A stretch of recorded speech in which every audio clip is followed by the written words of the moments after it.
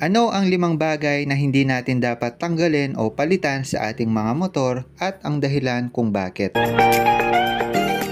So ginawa po natin itong video na ito bilang paalala na rin, lalo na sa mga may bagong motor, sa mga hindi po dapat tanggalin at palitan sa kanilang mga motor, at kung ano ba yung epekto kung sakaling pinalitan or tinanggal po natin yung mga pyesa na ito. So alam ko po marami magagalit sa akin, lalo na yung iba tinanggal na yung mga parts na to, pero hayaan nyo muna akong explain sa inyo kung bakit hindi nyo dapat tanggalin o palitan yung mga ito. Para kung sakali man na nalaman nyo na yung epekto ng pagtanggal nito, is magkaroon na kayo ng idea kung tatanggalin nyo pa ba yung pyesa na to sa inyong mga motor. Actually, nagawan ko na po ito ng video last year, pero gagawan po natin ng bagong video dahil bago na rin po yung motor na nandito.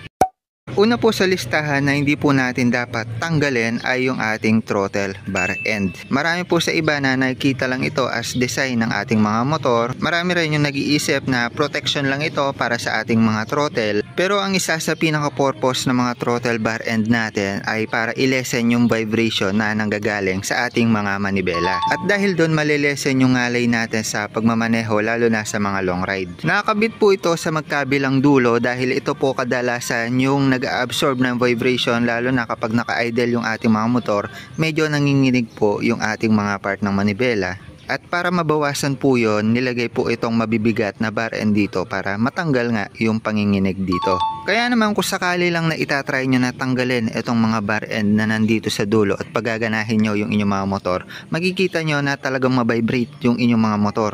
Kumbaga, mas magalaw na siya kaysa sa may bar end. Hindi man siya yung talagang magalaw, pero yung vibrate na parang nginig lang, yun yung na-absorb kasi ng kamay natin kapag nagdadrive. Kaya naman, importante na nandito po yung ating mga bar end para kahit papano, hindi po ma-absorb ng ating mga kamay yung vibration at itong mga bar end yung sasalo ng panginginig. Katulad na lang po kay Scarlett natin, pinalitan ko siya ng mas magaan, kaya naman may consequences din yun na medyo nararamdaman na natin yung vibration, pero hindi naman yung todong vibration. And optional naman po yan, pwede nyo tanggalin, pwede nyo palitan. Basta alam nyo lang yung consequences na matatanggap nyo kapag inalis or pinalitan nyo po itong bar end natin dito. Idea na rin ito or knowledge para po sa mga nagtataka kung bakit mabibrate or manginig yung kanilang mga motor, especially sa kanilang mga manibela. Baka naman kasi tinanggal nyo or pinalitan nyo yung inyong mga bar end. Kaya naman mas okay hanggat maaari, stock is good. Panatilihin nyo lang po itong inyong mga bar end.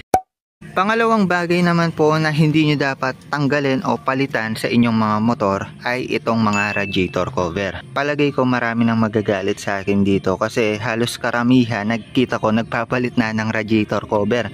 Pinapalitan nila ng DS4 or kung ano man na flat na akma lang dun sa shape ng kanilang pinaka-radiator. Pero bigyan ko kayo ng idea bago kayo mag-decide na magpalit or magtanggal ng inyong mga radiator cover. Yung stock na radiator cover po natin katulad nito ay dalawa po yung purpose sa ating mga motor. Una is para ma-prevent or maiwasang masugat yung ating pinaka-radiator dahil parang manipis na aluminum lang po yan at kahit hawakan lang po natin yan, pwedeng ma-deform yung mga design po niyan. Kumbaga parang brittle po siya at madaling masira, kaya naman need ng cover na ganito para maprotektahan siya sa kung ano mang pwedeng tumusok sa kanya, makasira sa kanya, mapabato man yan, buhangin, kahoy or anything na pwedeng tumama po sa ating pinaka-radiator. Pangalawang purpose naman po ng radiator cover po natin, ito hindi po alam ng iba. Ang radiator po kasi natin, ang purpose niyan is palamigin po yung coolant na nasa loob or laman ng radiator po natin.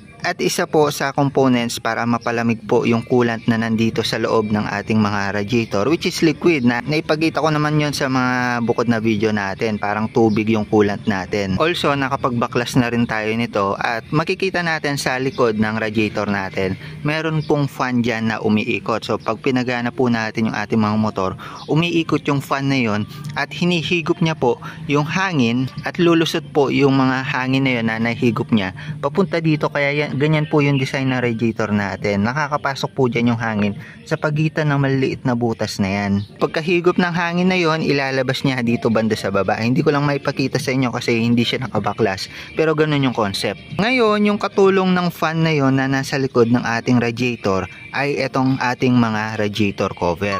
Hindi lang po ang purpose nito is para protektahan po yung ating mga radiator. Kasi kung titignan nyo po yung design ng ating mga radiator cover, nakadesign po sila na parang naka-aerodynamics, nahihigupin, sasaluhin po yung hangin na mula sa harapan, which is pag umandar po tayo, rerekta po dyan yung hangin at papasok sa ating mga radiator para mas mahigop ng maayos ng ating fan yung hangin, mailabas dito at mapalamig ng maayos yung ating mga coolant sa loob ng radiator. Dito po sa Click 160 natin, kung papasinin nyo, ganun din po yung design ng kanyang radiator cover. Parang may fins po siya, iba lang yung shape, pero ganun din yung concept.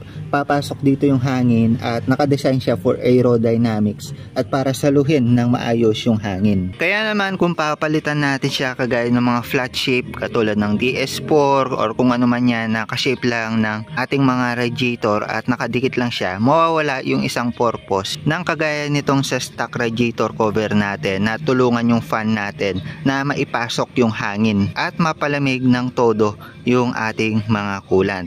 Kaya naman kung minsan magtataka kayo, nagkakaroon ng issue ng overheat sa inyong mga motor, hindi ko naman sinasabing ito yung dahilan nun, pero part yun kung bakit medyo nag-overheat yung ating mga motor at hindi napapalamig yung ating mga coolant dahil tinatanggal natin yung isa sa components kung bakit napapalamig agad yung ating mga coolant. Kaya naman ito yung ina-advise ko sa pangalawa na hindi dapat tanggalin o palitan sa ating mga motor. Even kay Scarlett, hindi ko pa tinatanggal yung stock niya. Actually, pinalitan ko siya pero ganito pa rin yung design.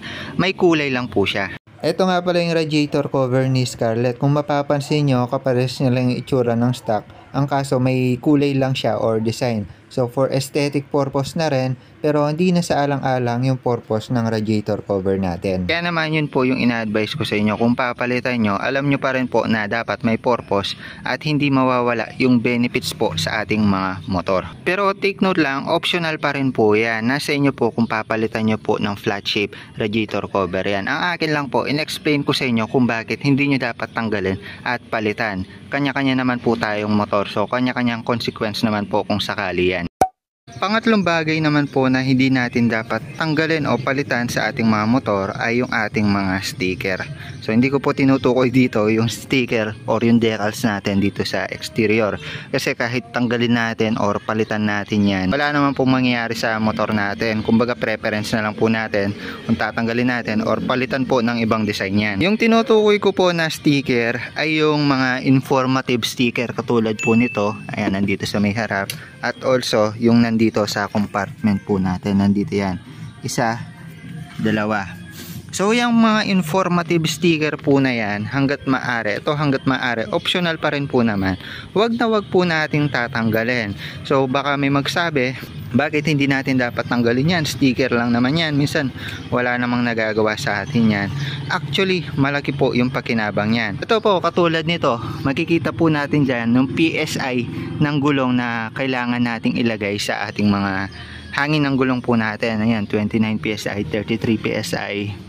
Tapos yung maximum na laman ng compartment po natin, 10 kilograms. Actually yung information na yan pwede naman nating makabisado or pwede natin picturean para doon na lang natin tignan. Pero may mga times kasi 'di ba na minsan hinihiram yung motor natin at kung pahanginan nila, halimbawa alam nila kung ano yung PSI at kung ilang kilo lang yung laman dapat ng compartment natin, mga ganun bagay. Pero ganun pa man, kagaya ng sabi ko, optional pa rin naman po yan. Kung trip nyo na nandyan yan or trip nyong alisin, kayo na pong bahala. Ito yung pinaka nire-restrict ko bilang rider na rin kasi malaki po yung tulong nito sa ating mga motor.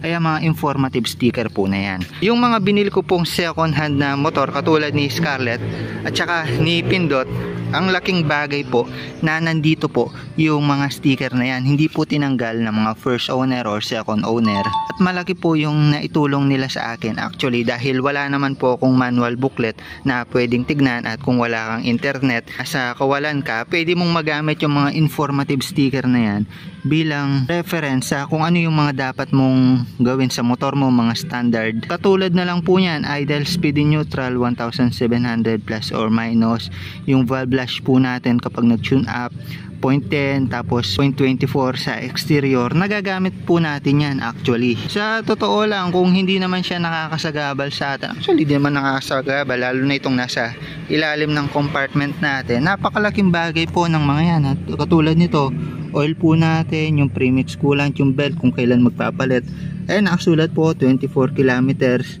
Tapos yung air cleaner, wag bubugahan ng hangin. Napakalaking tulong po niyan, lalo na kung yung motor po natin is hindi naman po permanente sa atin, ibebenta po natin.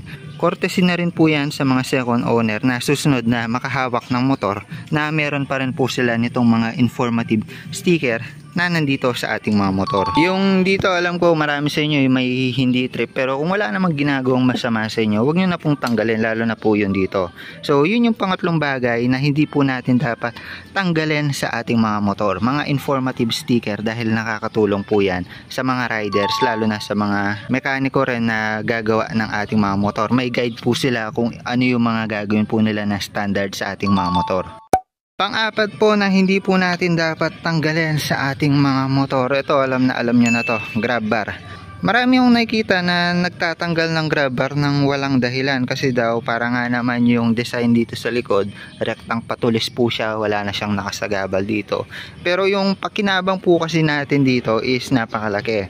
Ito po yung nagsisilbing hawakan po ng ating mga back ride, ng mga angkas. Also kapag nag-center stand po tayo, ito po yung hinahawakan natin para po maibuelo ng maayos at mai-center stand po yung ating mga motor. Pero nasa inyo na yan, optional na yan. Kung tatanggalin nyo po kasi yan, talagang mahihirapan kayo sa pag-center stand.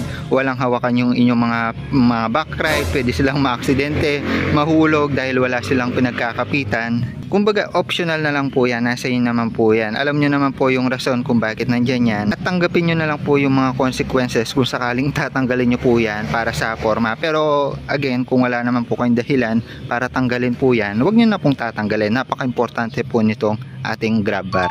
Kumbaga paalala na lang yan, baka may hindi pa kasi nakakaalam na importante po ito. So yun lang naman. Panglimang bagay po at pinakahuling bagay na hindi natin dapat tanggalin sa ating mga motor. Ito hinuli ko kasi baka maraming magalit po kasi sa atin Marami po kasi yung nagtatanggal nito sa kanilang mga motor. Pero ito, optional pa rin po ito. Depende po sa paggagamitan nyo. Pero kung wala namang dahilan, huwag nyo pong tatanggalin yung inyong mga side mirror.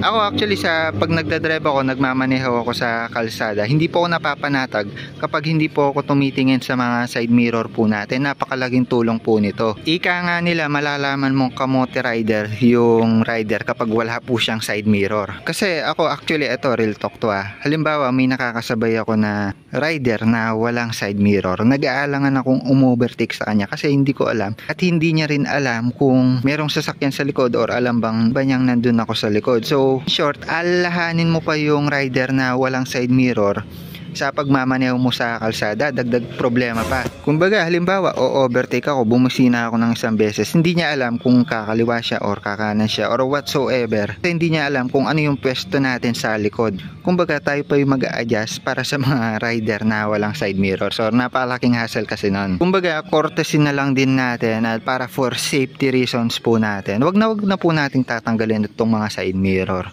Kung pang forma mo naman yung motor, gagamitin mo siya as pang show, gusto mo siyang setup at para mas malinis siyang tignan, tinatanggal mo ito. Pero kung sakali mang pupunta ka na sa maraming sasakyan, sa kalsadang maraming mga motorista, so parang awa nyo na, ibalik nyo yung mga side mirror nyo. Kasi kahit kaming mga rider, nahihirapang mag-adjust sa mga walang side mirror po. About naman po sa pagpapalit ng side mirror, pwede nyo rin pong palitan itong stock natin. So same purpose lang din naman, kahit mababa siya ng konti.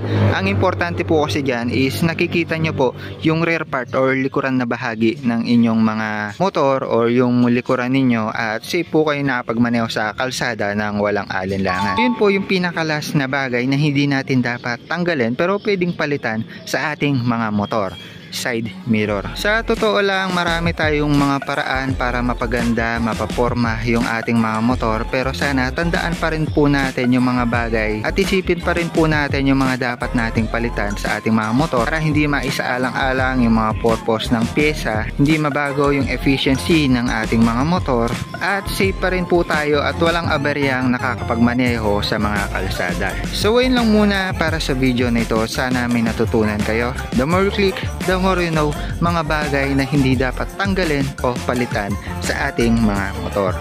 Bye-bye!